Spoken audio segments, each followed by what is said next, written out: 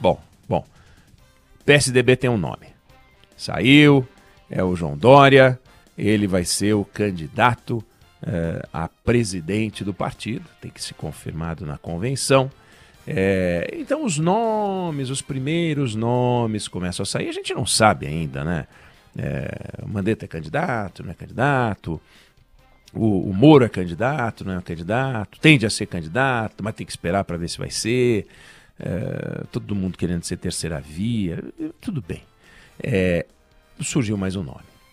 E cada nome, ou a cada nome que a gente vê sendo citado, ou chegando perto de uma pré-candidatura, é mais um camarada falando algo sobre o que vai fazer a partir de 2023 num Brasil que precisa de um monte de coisa sendo feita já, agora, nesse minuto.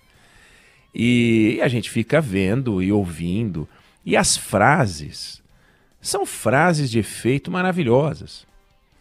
Quero recuperar uma frase dita certa vez por um candidato tucano, Mário Covas, que é o padrinho político de vários desses tucanos que estão por aí, e que ele, num certo debate, disse assim: eu sou a favor de uma política para o petróleo, mas uma política inteligente. Você fala, nossa, realmente. O que poderia dizer um candidato de oposição? Já eu sou a favor de uma política para o petróleo, mas uma política burra, mas assim, bem burra. Então, certas frases que parecem ser espetaculares, uma política para o petróleo, mas uma política inteligente. Eu sou a favor da austeridade, mas sem colocar em risco o investimento. Eu sou a favor de retomar o investimento público, mas sem, no entanto, arrecadar mais carga tributária. Todo mundo é a favor de tudo, né? Que é bacana. O sujeito é a favor do verde, né? O sujeito é a favor de tudo. Mas a pergunta que fica é a pergunta que vem a seguir. Somos a favor, queremos mais austeridade. O que é mais austeridade?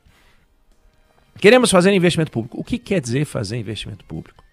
Defendemos um Brasil com mais educação. O que quer dizer mais educação? O que quer dizer mais saúde? O que quer dizer mais qualidade de vida? O que é progresso? Mais progresso? O que é um Estado menor? Queremos um Estado mais enxuto, mas não cortar por cortar. Queremos cortar onde precisa ser cortado, investir onde precisa ser investido, e queremos um Estado mais racional. Então, vai começar, já começou, mas vai se intensificar a temporada de platitudes, o besteirol. E a gente tem que estar preparado e ficar muito atento. Conforme os nomes vão surgindo, aumenta o besterol. Eu chamo de besterol não porque os candidatos não devam prometer mais educação, mais saúde, não devam prometer austeridade, não devam prometer mais investimento público. Claro que eles têm que prometer isso, porque é disso que se trata o progresso de um país. E eles são candidatos para poder executar isso. E querem o nosso voto, se comprometendo com coisas que façam sentido. Todos os candidatos dizem coisas que fazem sentido. Se você não pressioná-los a explicar como, se a gente não pressioná-los para explicar como, eles vão nadar no mar calmo. Eles vão voar em céu de brigadeiro, porque ficam falando o que bem entenderem. E é isso que está acontecendo. É isso que tem acontecido.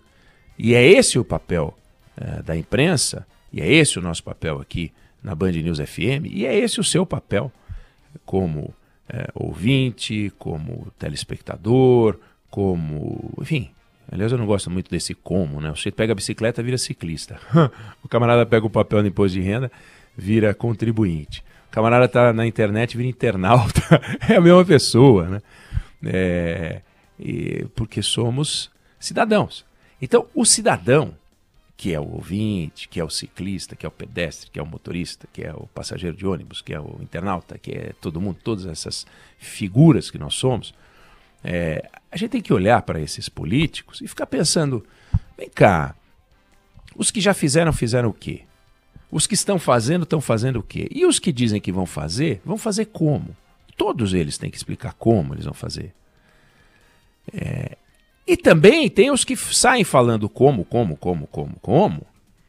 e você simplesmente tem que desconfiar, porque Ou a gente deve apontar os que não têm a preocupação em explicar como, ou a gente também tem que desconfiar daqueles, e a gente tem que desconfiar também daqueles que têm fórmula para tudo.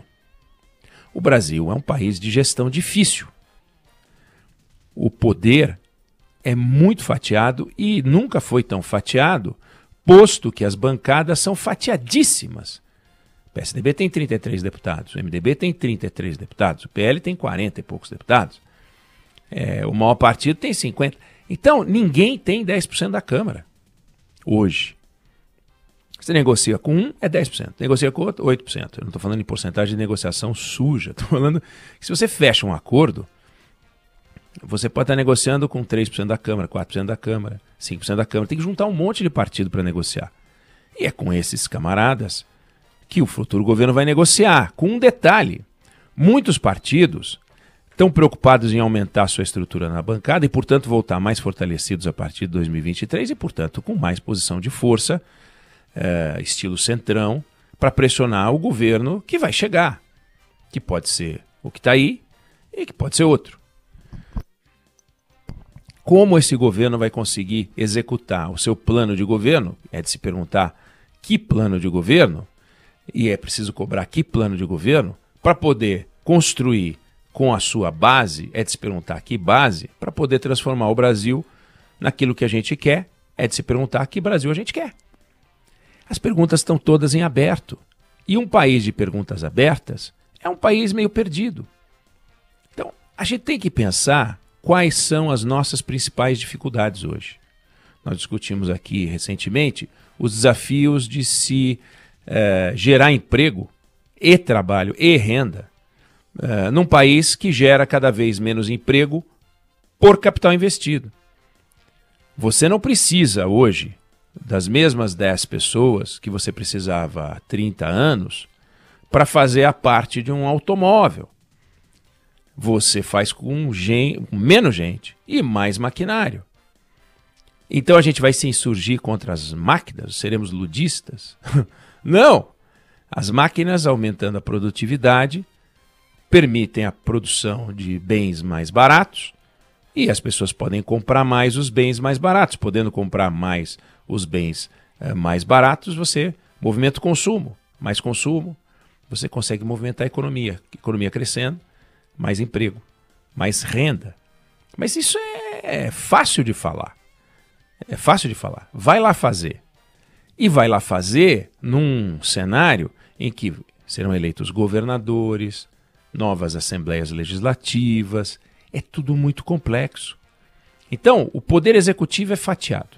O grosso da arrecadação fica com o governo federal. O governo federal, que aliás fica disputando para dizer que cobra menos da gasolina, mas quase 70% da arrecadação de impostos hoje no Brasil é arrecadada pelo governo federal. É uma concentração espetacular. Aí o poder executivo fatiado. Aí você tem o fatiamento natural de executivo, legislativo e judiciário. Com essa tensão que a gente tem visto, da qual a gente fala sempre, em que o judiciário quer cumprir o papel do legislativo, em vez de avaliar se a lei vale ou não vale, quer criar lei. O legislativo querendo se comportar como se fosse executivo, e o executivo pensando só em medida provisória, PEC, medida provisória, PEC, medida provisória, legislativo. Esse rock, essa confusão, não dá certo. Nós estamos vendo que não dá certo. As reformas não saem, né? O país vira um país do ativismo judicial, o Congresso não faz seu papel. É esse o nó. E aí vem um candidato e fala, por exemplo, como disse o Sérgio Moro, vamos fazer uma lava-jato contra a pobreza. O que quer dizer fazer uma lava-jato contra a pobreza? Nós já temos estruturas de poder de combate à pobreza. Por que elas não funcionam? Porque não tem uma lava-jato? O que quer dizer uma lava-jato? Ele vai criar o Ministério da Observação da Fome? O Ministério do Combate à Fome? É isso que ele vai fazer? E como é que o Ministério do Combate à Fome vai combater a fome? Porque o Lula, no seu primeiro movimento de governo, lá em 2003, criou o Fome Zero. Foi um fracasso. Foi uma piada o Fome Zero. Ele falava em transportar alimentos. O arroz sendo transportado onde é produzido de onde é produzido para onde as pessoas precisam comer e não conseguem comer. Ia chegar uma saca de arroz ou um saco de arroz a um preço assombroso pelo custo de transporte. Não é assim que funciona. Evoluímos para o sistema de cartões, evoluímos para o Bolsa Família e estamos numa discussão hoje sobre um auxílio um pouco mais robusto que não está resolvido, porque faltando um mês para a gente terminar o ano legislativo, está aí o orçamento, que deveria ser a peça fundamental, um mapa de orientação de estrutura de governo, completamente perdido. Cadê a efetividade? Cadê Está um negócio completamente... Então, se a gente não abrir os olhos, a gente vai permitir o festival de mentiras e promessas vazias. Se a gente abrir os olhos, a gente vai poder cobrar destes camaradas que falem algo que faça sentido e não abrindo espaço para salvador da pátria. Fundamental que a gente tenha isso em mente. Então, não vamos acreditar que alguém tem a varinha de condão, o pó de pirlim-pim-pim, o dom pessoal, a mágica de transformar um país com base nos seus desejos. Porque desejos temos todos. Em geral, eles nos fazem engordar ou ficar dependentes, mas não resolvem os nossos problemas. É listinha de supermercado. Precisamos comprar o quê? Quanto é que está o preço? Como é que vai funcionar? É isso que a gente precisa cobrar. E aqui no Grupo Bandeirantes é o que a gente vai fazer, é o que a gente tem feito na cobertura das eleições. Cobrar. E você tem que cobrar. E você tem que ficar de olho. E você não pode bobear, porque vão tentar te empulhar. Vão tentar te enrolar. É fake news para um lado, é fake news para o outro. Não podemos deixar. Vamos agir juntos para poder escolher direito e poder ter, na disputa de 2022, que já está aí, na disputa de 2022, um debate de alto nível sobre conteúdo, futuro do Brasil, programa, projeto nacional, reconstrução. Nós estamos sempre falando em reconstrução, pois reconstrução, progresso, educação, saúde, transformação, investimento, tudo acompanhado da palavrinha mágica que é o como.